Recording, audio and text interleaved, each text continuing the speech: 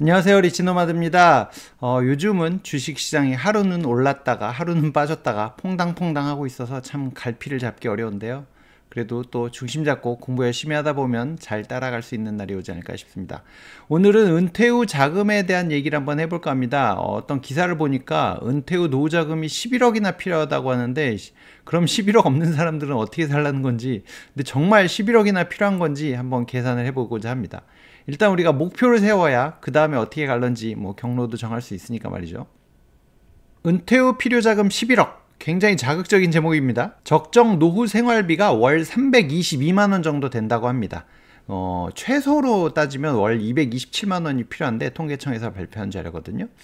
그래서 이걸 이제 계산을 해보니까 30년 동안 322만원을 매월 쓰고 이제 12개월 곱하기 30년 해보니까 11.6억이 나오는 겁니다. 그러니까 11억이 없으면 먹고 사는데 노후에 힘들 거다. 이제 이런 약간 자극적인 기사 제목이었는데요. 정말 11억이 없으면 우리는 노후 생활이 아주 괴로울까요? 그렇지는 않을 것 같아서 조금 따져보려고 합니다. 일단은 연령대별로 생활비 감소를 감안하면 조금 금액이 줄어듭니다. 8억 5천 정도로 줄어든다고 하는데, 이제 가정은 이렇습니다. 60세에서 69세까지 노후 생활비를 아까 가정했던 100%를 다 쓰고, 이제 아무래도 나이를 먹으면 먹을수록 약간 활동범위나 등등이 줄어드니까 70세는 이제 70%, 80세는 50%로 줄어든다고 가정했을 때는 이제 8억 5천이 필요하다고 합니다. 8억 5천 아직도 많죠. 보시면 이제 연령대별로 소비가 조금 줄어들고 수도권이냐 비수도권이냐 따라서 조금 달라집니다. 이거는 NH투자증권에서 100세 시대 연구소라는 데서 내놓은 자료니까 내용이 꽤 좋은 내용이 많더라고요. 하여튼 한번 보시면 될 것 같고, 이제 8억 5천을 계산해 보면 월 평균 한 236만 원이 필요하다는 얘기인데, 노후 생활비는 은퇴 전 생활비 한 70% 수준이 적당하다고 합니다. 그래서 나는 한 달에 1,000만 원 썼다 그러면 한 달에 700만 원이 필요하신 겁니다. 이제 사람 따라 많이 상황이 다르니까 눈높이도 달라지겠죠. 준비해야 되는 것도 달라질 거고.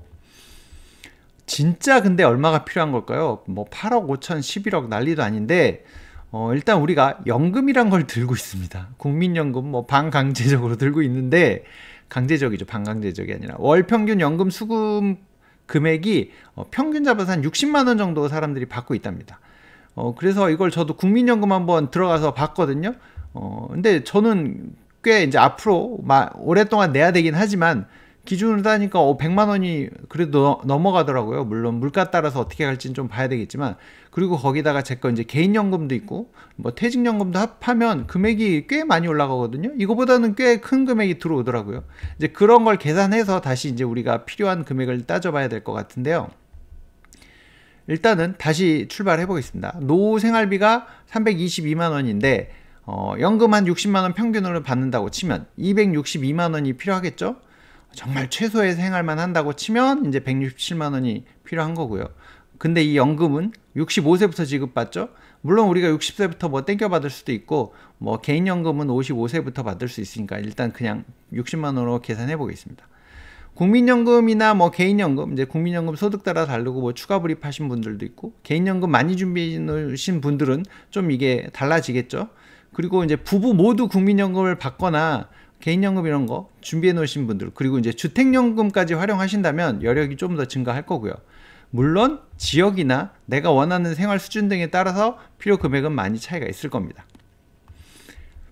기대 여명이라는 게 있더라고요. 지금 이제 평균 한 80세 정도 왔다 갔다 살고 있는데, 여자분들은 이제 지금 태어난 애들은 여자는 85세, 남자는 이제 79.9세.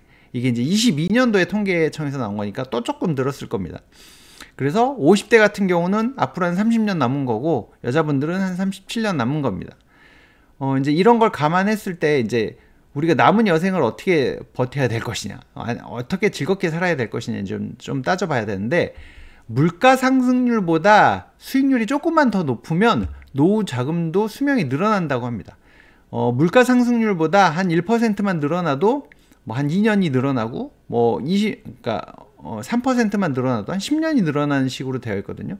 근데 아까 이제 11억이 필요하네, 얼마가 필요하네, 이거는 그 돈이 하나도 안 늘어나고 계속 까먹는다는 전제, 아니면 물가 상승률 정도만 이제 어떻게 보면 늘어난다, 그러니까 정기예금 같은 거 넣어놓고 물가 상승률 정도만 커버한다는 가정하에 이제 11억이 필요하다는 거니까, 우리가 수익률을 조금 더 높이면 훨씬 더 여유 있는 삶을 살 수 있다는 얘기가 되겠죠. 열심히 공부해서 수익률을 높여보시죠. 월 262만 원을 받으려고 이제 하면 계산을 해봤거든요. 이제 연으로 3,144만 원이 필요합니다. 세전으로 3,700만 원. 그러니까 15.4% 배당 소득세를 이제 가정해서 한번 계산해 본 거고요. 배당 수익률을 6%를 가정하면, 이제 배당주 투자하시는 분들이 6%를 기준점으로 많이 잡으시거든요. 6%를 감안하면 6억 정도가 필요합니다. 6억 2천 정도가 필요한데, 수익률이 이게 배당 투자를 하다 보면 그러니까 배당금의 수익률이 6%지만 주가가 올라가기도 하고 떨어지기도 하면서 이제 그 플러스 알파의 수익이 생기거든요.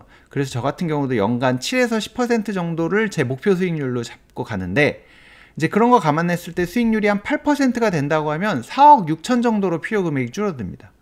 그래서 한 5억 정도 있으면 되지 않을까 싶거든요. 제 계산으로는. 시간과 복리의 힘을 빌리면 필요 금액이 좀 많이 줄어듭니다. 그리고 우리가 이제 이걸 계속 투자를 뭐 5년, 10년 하다 보면 실력도 좀 좋아질 거거든요. 그러면 수익률도 점점점 좀 올라갈 수 있지 않을까 하는 게 제 생각입니다. 그리고 이게 눈덩이처럼 커진다는 얘기를 하거든요. 이제 스노우볼 이펙트 뭐 이런 얘기 하는데, 100만 원을 굴리면 1%가 만 원밖에 안 되는데 1억을 굴리면 1%가 100만 원이 되잖아요. 처음에는 그리고 혼자 눈을 굴리고 있는 것 같지만, 이게 돈이 커지면 어느 순간부터는 이제 눈도 같이 구르면서 힘을 보태고 있다는 것을 느끼게 될 겁니다. 그래서 모두들 이런 이제 멋진 인생 2막을 꿈꾸실 텐데요. 인생 2막을 좀 더 여유 있게 살려면 일단은 목표 금액을 정할 때 금융자산은 5억 정도로 잡고 시작을 해보면 어떨까요?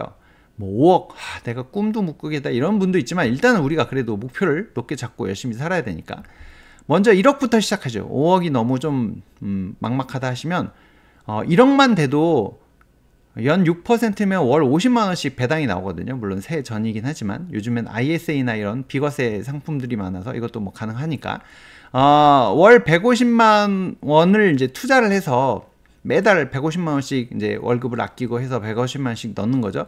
6%로 복리 운용을 해보니까 5년이면 1억이 되더라고요. 그리고 17년 정도 되면 5억이 달성되거든요. 그러니까 이제 지금 30대이신 분들은 50살 되면은 뭐 5억 달성할 수 있는 겁니다. 뭐 40대라면 60대기 전에 충분히 가능한 거죠.